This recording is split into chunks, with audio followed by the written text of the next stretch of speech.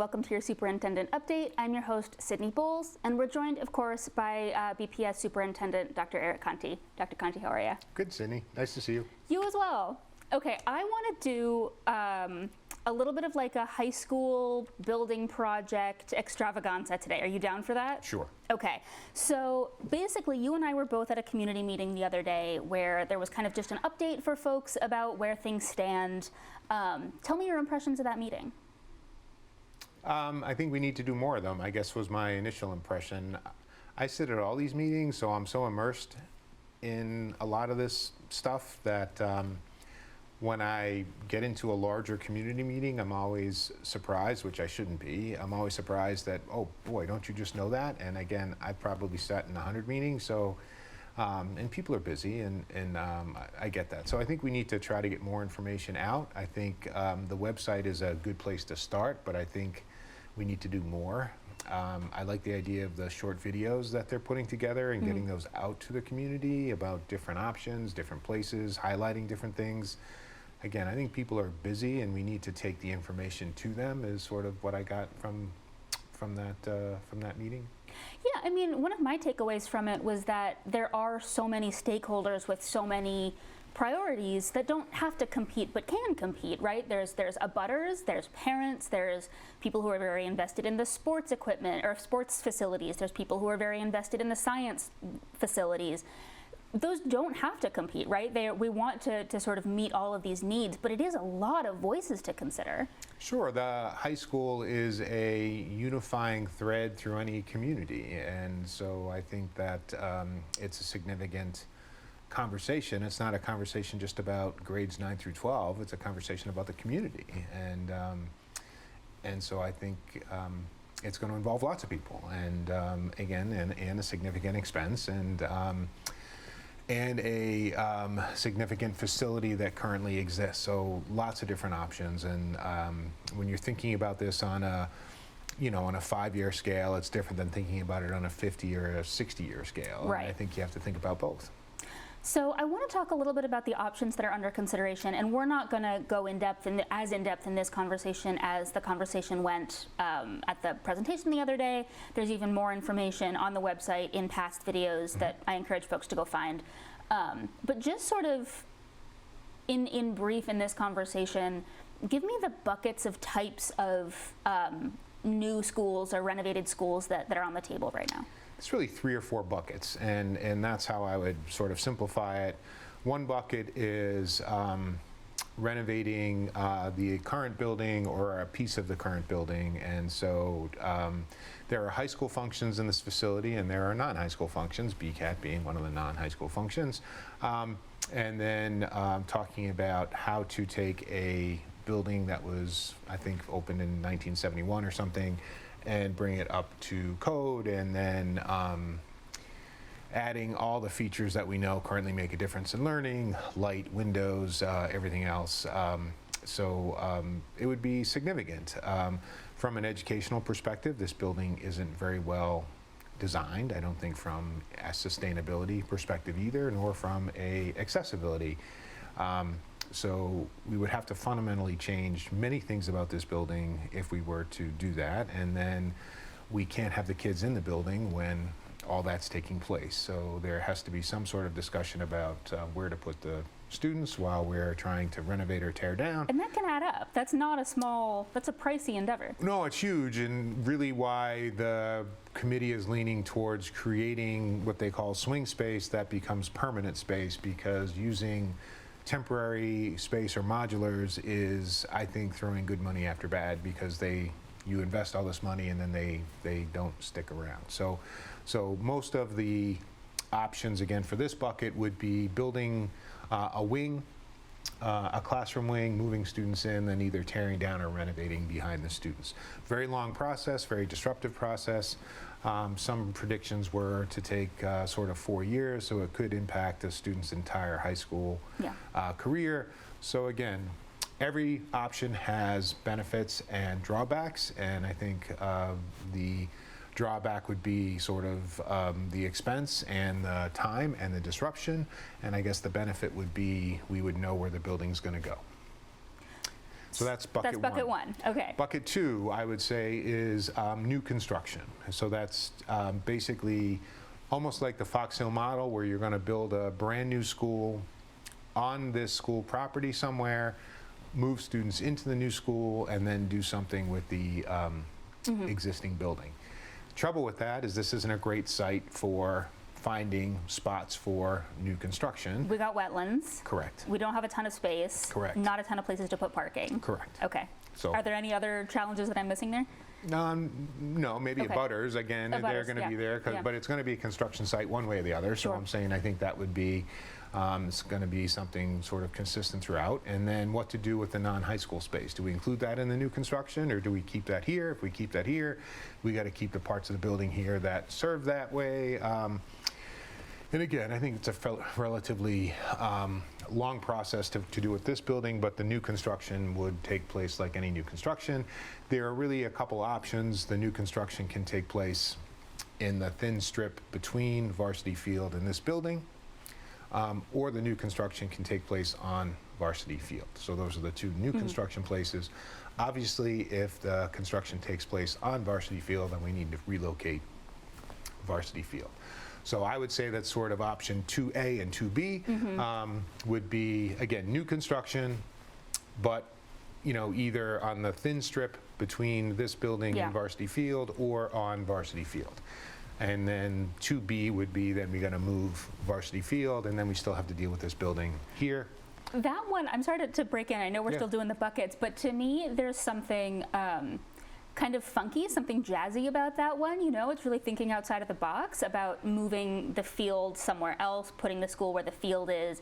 I think there's something interesting about having more of a connection between the school and Cambridge Street, and it just seems like a ton of moving pieces that could potentially, having to redo all of Varsity Field. It's a pretty functional field. It would be kind of a shame to have to tear all that up and restart.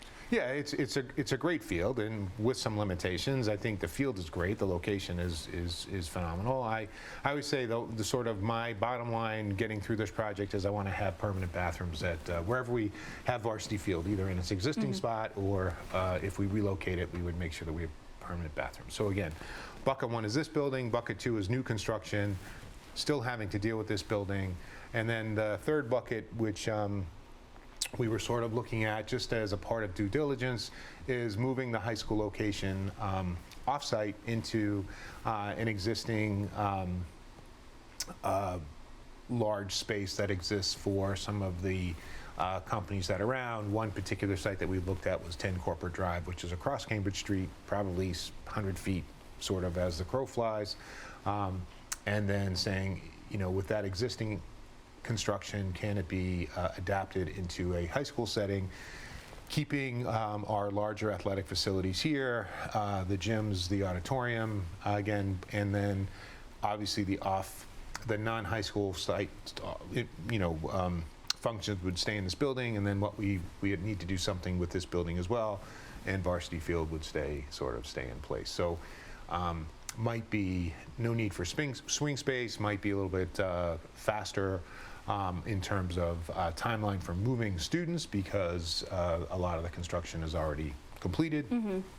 But then the drawback would, again, be having students off of what has traditionally been the high school site in Burlington, and then we have to always do something with this building. I think a lot of the committee members made clear, whatever option that we end up with, they don't want to leave just this building sort of sitting. So we have to make sure there's enough funding and enough forethought to make sure that we have a plan for this existing building.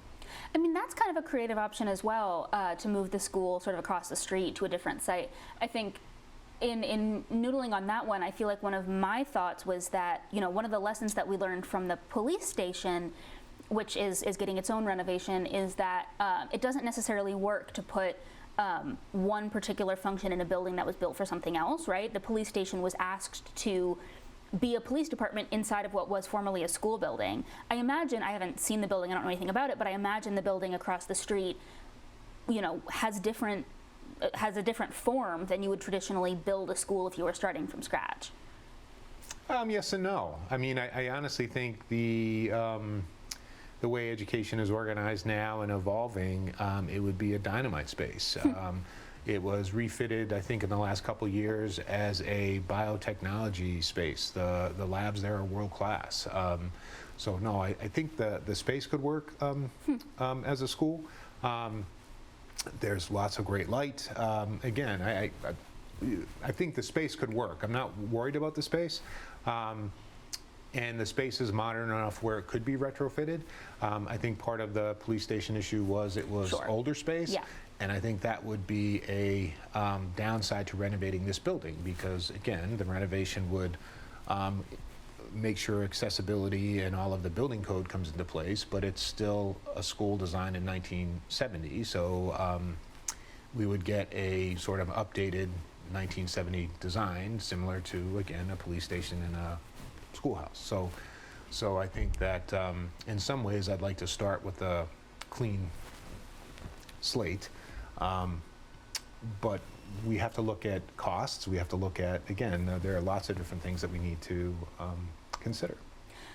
I want to go back to the community forum for a moment as we start to wrap up. I think one of the other things that struck me about that was that there were, in addition to community members, family members, abutters, there were a lot of representatives from different pieces of town government. There were folks from the Conservation Committee, from planning, I think from land use, from Ways and Means, maybe not land use, I shouldn't have said that. But anyway, lots of different pieces of town government here. Everyone's really invested in this, and I think the community is too. When we were talking about Fox Hill and the police station, one of the refrains that you would hear is, but what about the high school? We have to do the high school. There is a lot of investment in this project. How do you think about holding all of those interests as one of the people sort of steering this ship? Again, I think it's a community facility. It's I think a pillar of Burlington. So I think they all should be involved. Again, not necessarily in designing the educational program, but I'm saying in terms of what the high school experience is more than just a school experience. It's a community experience, and it's part of the community identity and culture. So I would expect them all to be involved, and I want them all to be involved. But that the high school needs to be sort of seriously considered a renovation or a rebuild isn't that surprising. We've been applying for this for over 10 years. Yeah. I think the building is older, reaching the end of its useful life. And the timing with Fox Hill, I understand, is inconvenient, but understand Fox Hill was opened 2 or 3 years before the high schools. They were built at the same time because that's when the town had sort of an explosion of growth. So both are going to need to be addressed at the same time, and so that's kind of what's happening. I think the town's financial team is, again, very forward-thinking, very smart, very involved, and we have to make this work. But having a high-quality high school, I think, is a critical part of any community and adds value over decades. And so I'm looking forward to the project. I certainly know that it's going to take a lot more communication, a lot more time, and I think we're looking to provide the best option, again, for educating students, not just in the next 5 years, but again, as we're saying, for the next 50 or 60. So it's something that is going to take lots of people. And so what do they say? The smartest person in the room is the room. There's no individual that's going to get us through this. It's going to take a lot of people to make sure we're working in that, collaboratively and in the right path. We're speaking in late November. My understanding is there's the intention to sort of come to a decision on the bucket, so to speak, that we want to go forward with kind of early in the new year. Is that right? I think in March or in the spring, they've said. I think the feasibility, the town's already invested $1.5 million in the feasibility. I think there is, that process has to come to an end at some point, so there would be a recommendation coming out of that feasibility, but I think there's a lot of other things that need to get planned. I would say that essentially the end of this process would be when we sort of pick a general bucket to go in. And then there's a lot of work to do beyond that. So And so, yeah, we're going to continue to have the conversations and meet. And I don't think there's going to be any solution that pleases everybody, just because everyone, again, is impacted by this site and facility in a different way. And so we're just going to have to explain sort of all that we're doing and try to, again, continue to make progress. I think one thing that can happen is we can't stay still. So